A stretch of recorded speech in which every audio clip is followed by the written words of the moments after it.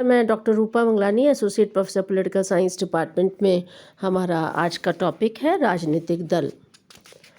तो जहाँ तक राजनीतिक दलों का सवाल है, हमें ये जानना होगा कि राजनीतिक दलों का महत्व, परिभाषा, उनके आवश्यक तत्व और उनके कार्यों को समझना होगा। तो आइए जानते हैं राजनीतिक दल जो है वो किस प्रकार से काम करते हैं।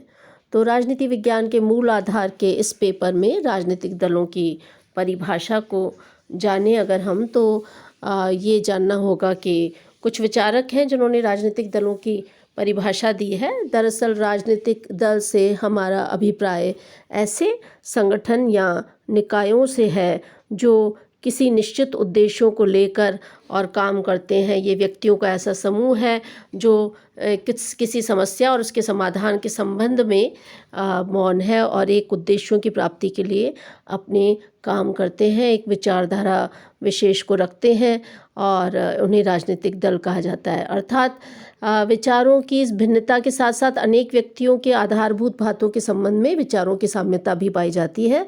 तो हम कह सकते हैं कि विचारों की समानता रखने वाले ये व्यक्ति अपनी सामान्य विचारधारा के आधार पर शासन शक्ति प्राप्त करने और अपनी नीति को कार्य रूप में परिणत करने के लिए प्रयत्नशील रहते हैं और इस उद्देश्य को दृष्टि में रखकर उनके द्वारा जिन संगठनों का निर्माण किया जाता है उन्हें राजनीतिक दल कहा जाता है। राजनीतिक दल की परिभाषा देखें तो एडमंड बर्ग के अनुसार राजनीतिक दल ऐसे लोगों का एक समूह होता है जो किसी ऐसे सिद्धांत के आधार पर जिस पर वे एक मत हों अपने सामूहिक प्रयत्नों द्वारा जनता के हित में काम करने के लिए एकता से बंधे होते हैं। न्यूमैन ये कहते हैं कि राजनीतिक दल एक स्वतंत्र समाज में नागरिकों के उस व्यवस्थित समुदाय को कहते हैं जो शासन तंत्र को नियंत्रित करना चाहता है और उनके लिए जन सहमति में भाग लेकर अपने कुछ सदस्यों को सरकारी पदों पर भेजने का प्रयास करता है। मैकाइवर के शब्दों में राजनीतिक दल एक ऐसा समुदाय है जो किसी ऐसे सिद्धांत अथवा ऐसी नीति के समर्थन के लिए संगठित हुआ हो जिसे वह वैधानिक साधनों से सरकार का आधार बनाना चाहता है। एडमंड बर्ग भी ये कहते हैं कि राजनीतिक दल ऐसे लोगों का एक समूह होता है जो किसी ऐसे सिद्धांत के आधार पर जिस पर वे एकमत हों अपने सामूहिक प्रयत्नों द्वारा जनता के हित में काम करने के लिए एकता में बंधे रहते हैं। लीकॉक जैसे विद्वान ने भी राजनीतिक दल की परिभाषा दी है। इस प्रकार हम देखते हैं कि राजनीतिक दलों के सदस्य ये नागरिकों का ऐसा समुदाय है जो कि राजनीतिक इकाइयों पर इकाई के रूप में कार्य करते हैं। सार्वजनिक प्रश्नों पर उनके विचार एक जैसे होते हैं और सामान्य उद्देश्य की पूर्ति के लिए मतदान की शक्ति का प्रयोग करके ये शासन शक्ति को हथियाना चाहते हैं। जहाँ तक राजनीतिक दलों के कार्यों का सवाल है तो राजनीतिक दल सार्वजनिक नीतियों का निर्धारण करते हैं, शासन का संचालन करते हैं, शासन की आलोचना करते हैं अगर वो विपक्ष में हो तो, चुनावों का संचालन करते हैं, लोकमत का निर्माण करते हैं, शासन तथा जनता के बीच मध्यस्थ का कार्य करते हैं, राजनीतिक प्रशिक्षण देते हैं, सामाजिक और सांस्कृतिक कार्य करते हैं और दलीय कार्य करते हैं। तो राजनीतिक दलों का अगर हम प्रजातंत्र में कार्यों को देखें तो उससे पहले हमें ये जानना होगा कि राजनीतिक दल जो है उसकी उत्पत्ति के आधार क्या है। तो राजनीतिक दल की उत्पत्ति जो है वो उसके जो आधार है उसमें कहीं ना कहीं मानव स्वभाव है, इसे हमें जानना होगा। तो मानव स्वभाव का सिद्धांत ये कहता है कि मनोवैज्ञानिक दृष्टिकोण के आधार पर राजनीतिक दलों को मानव स्वभाव में निहित मूल प्रवृत्तियों के आधार पर आधारित कहा जाता है। कुछ लोग स्वभाव से ही रूढ़िवादी होते हैं और किसी प्रकार का परिवर्तन पसंद नहीं करते, कुछ लोग धीरे धीरे परिवर्तन चाहते हैं और कुछ लोग आमूलचूल परिवर्तन चाहते हैं। तो ये दलों की उत्पत्ति का आधार है क्योंकि मानव स्वभाव का सिद्धांत है, इसी आधार पर राजनीतिक दलों का जन्म होता है। दूसरा आधार जो है जन्म का वो आर्थिक हित और विचार है। राजनीतिक दल आर्थिक विचार भेद के भी परिणाम होते हैं। वर्तमान समय के तो सभी राजनीतिक दल आर्थिक विचारों पर आधारित है।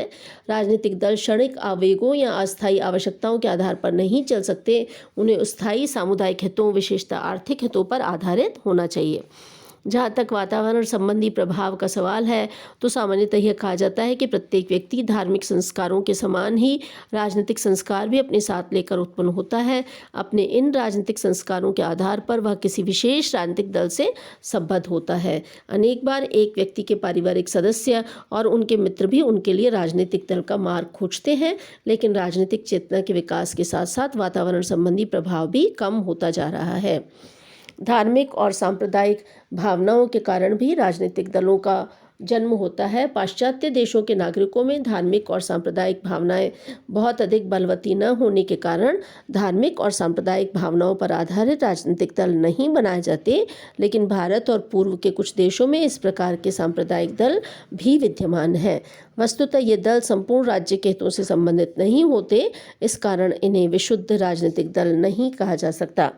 सर हेनरी मैन जैसे कुछ लेखकों का विचार है कि राजनीतिक दल मानव की संघर्षी प्रवृत्ति पर आधारित होते हैं, लेकिन इस कथन को स्वीकार नहीं किया जा सकता। वस्तुतः राजनीतिक दल संघर्ष नहीं वरन सहयोग की प्रवृत्ति पर आधारित होते हैं।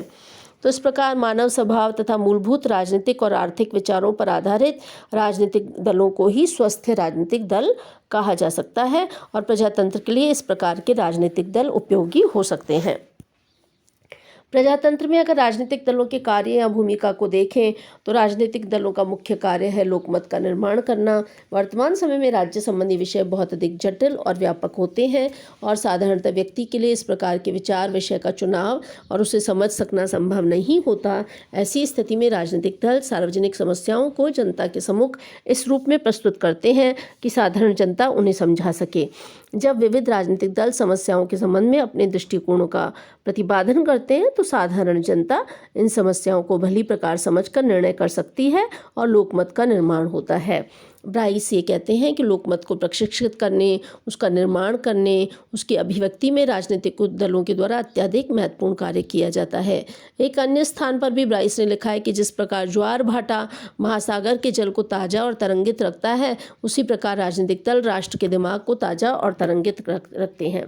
राजनीतिक दल चुनाव का भी संचालन करते हैं।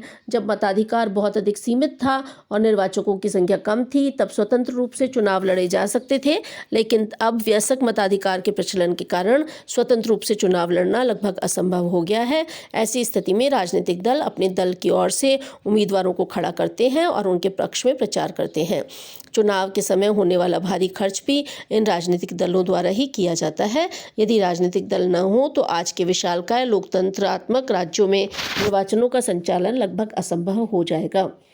सरकार का निर्माण करते हैं राजनीतिक दल। निर्वाचन के बाद राजनीतिक दलों के द्वारा ही सरकार का निर्माण किया जाता है। अध्यक्षात्मक शासन व्यवस्था में राष्ट्रपति अपने विचारों से सहमत व्यक्तियों की मंत्रिपरिषद का निर्माण कर उसका संचालन करते हैं और संस्थात्मक शासन में जिस राजनीतिक दल को व्यवस्थापिका में बहुमत प्राप्त हो उसके प्रधान द्वारा मंत्रिपरिषद का निर्माण करते हुए शासन का संचालन किया जाता है। शासन सत्ता को राजनीतिक दल मर्यादित रखते हैं। शासन व्यवस्था में बहुसंख्यक राजनीतिक दलों के साथ ही साथ अल्पसंख्यक राजनीतिक दल या विरोधी दल भी बहुत अधिक महत्व रखते हैं। यदि बहुसंख्यक राजनीतिक दल शासन सत्ता के संचालन का काम करता है तो अल्पसंख्यक दल विरोधी दल के रूप में कार्य करते हुए शासन शक्ति को सीमित रखने के लिए प्रयत्नशील रहते हैं।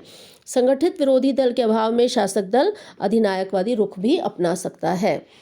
तो इस प्रकार जनता और शासन के बीच भी राजनीतिक दलों का संबंध बहुत महत्वपूर्ण होता है, क्योंकि राजनीतिक दल जो हैं वो राजनीतिक चेतना का प्रसार करते हैं। प्रजातंत्र का आधारभूत सिद्धांत जनता और शासन के बीच संपर्क बनाए रखना है और इस प्रकार का संपर्क स्थापित करने का सबसे बड़ा साधन राजनीतिक दल ही है। प्रजातंत्र में जिस दल के हाथ में शासन शक्ति होती है उसके सदस्य जनता के मध्य सरकारी नीति का प्रचार करते हैं और जनमत को अपने पक्ष में रखने का प्रयास करते हैं।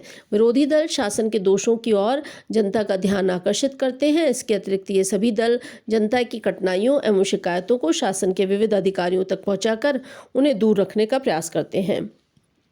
इस प्रकार राजनीतिक दलों द्वारा शासन व्यवस्था से संबंधित सभी प्रकार के काम किए जा सकते हैं। मेरियम ने अपनी किताब अमेरिकन पार्टी सिस्टम में लिखते हैं कि राजनीतिक दलों का कार्य अधिकारी वर्ग का चुनाव करना, लोक नीति का निर्धारण करना, सरकार को चलाना और उसकी आलोचना करना, राजनीतिक शिक्षण और व्यक्ति एवं सरकार के बीच मध्यस्थता का कार्य करना है।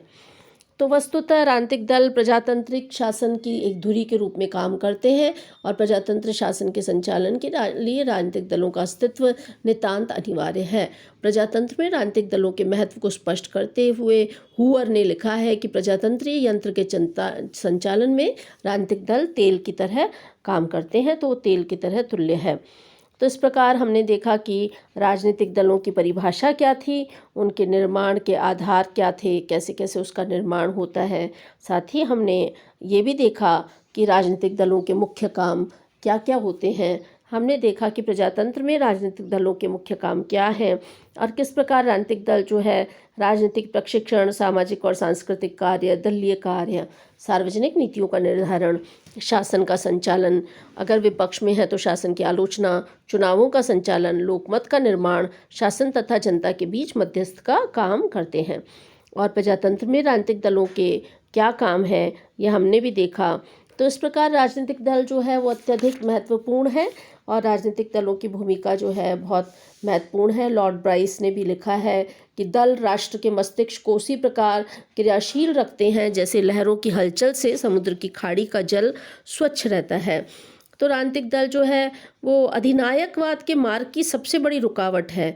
उसका सबसे बड़ा गुण ये है कि वो जनता को अपने विवेक के प्रयोग का अवसर देते हैं कि जनता अपने विवेक का प्रयोग कर सके।